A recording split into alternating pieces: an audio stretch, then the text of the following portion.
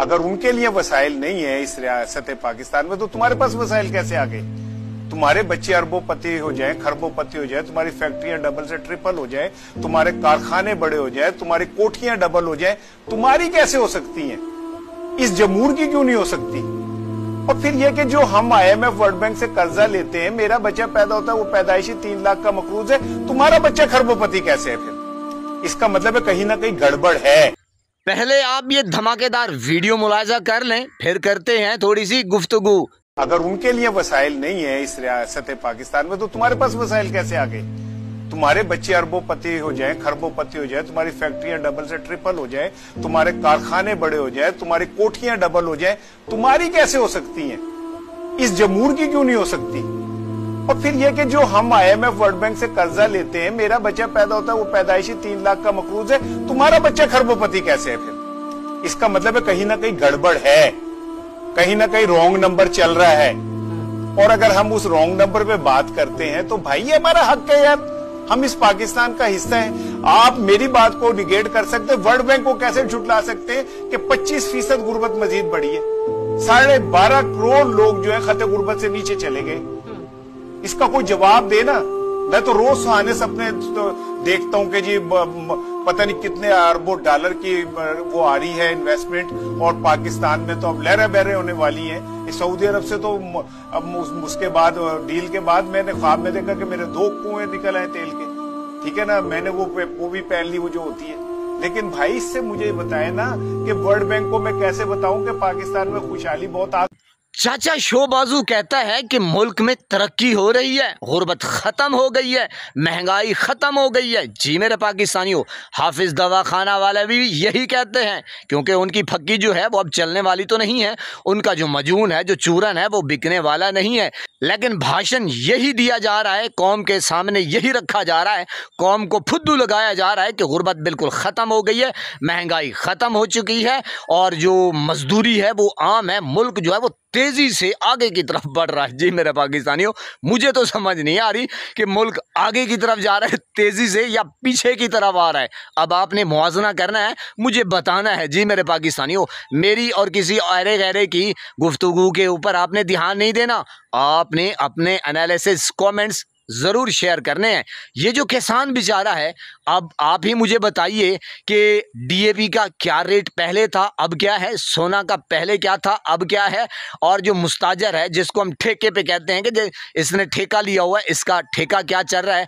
किसान का क्या हाल है? मजदूर का क्या हाल है? आम आदमी का क्या हाल है? जी मेरे पाकिस्तानियों, मेरी गुफ्तगू के ऊपर बिल्कुल एतबार ना करें, हो सकता है मैं झूठ बोलूँ। जी, अगर आप देखें कि जो बाहर के लोग हैं, यानी कि इस्लामाबाद, लाहौर, कराची, मुल्क के मुख्तलिफ जो शहर हैं, वहाँ पे मज़दूरों का क्या हाल है? जी मेरे पाकिस्तानियों, मज़दूरियाँ हैं या बिल्कुल काम काज नहीं है? सीमेंट का क्या रेट है? सरिये का क्या रेट है?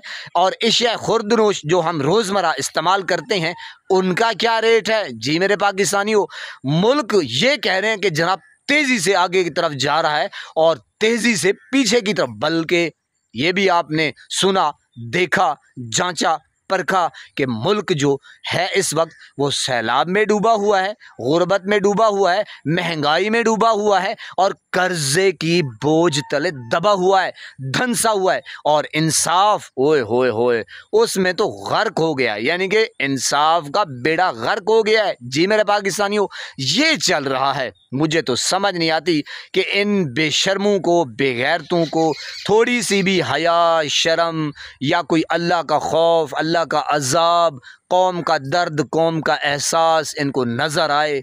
पता नहीं ये किस मट्टी के बने हुए हैं। ये तो जनाब मुझे तो लगते हैं कि यजीद के पैरोकार हैं और लईन के पैरोकार हैं। मेरी तो तौबा है, खुदा की कसम, मेरी तो तौबा है, रोंगटे खड़े हो जाते हैं, पाँव से ज़मीन खिसक जाती है। भाई मेरी गुफ्तगू के ऊपर बिल्कुल एतबार ना करें। आप अपने जो इर्द गिर्द लोग हैं, बसने वाले गरीब लोग, उनसे पूछें। और जो अदालतों का इस वक्त लोग चक्कर काटते हैं, वकीलों के चक्कर काटते हैं, और जनाब जो ज़मीन किसी को देते हैं, किसी से लेते हैं, जिसको पटवारी हजरात कहते हैं। अब नून लीगी कहेंगे कि जनाब हमें पटवारी कह रहा है, बहरहाल बात तो एक ही है। उनसे पूछें कि क्या चल रहा है। जिस इदारे में जाएंगे, आप वापडा में जाएं, आप सुई गैस के दफ्तर में जाएं, आप कोई रेलवे में जाएं, मैंने कहा PI में जाएं, कहीं भी जाएं, करप्शन करप्शन, इंसाफ नाम की कोई चीज़ नहीं है जनाब। और ऊपर से थत्थे वजीर आज़म और जनाब हाफिज़ दवाखाने वाले, ये जनाब जब चूना लगाते हैं, कौम को रंदा लगाते हैं। इस वक्त कौम फ़िलहाल गुर्बत की चक्की में पिस रही है।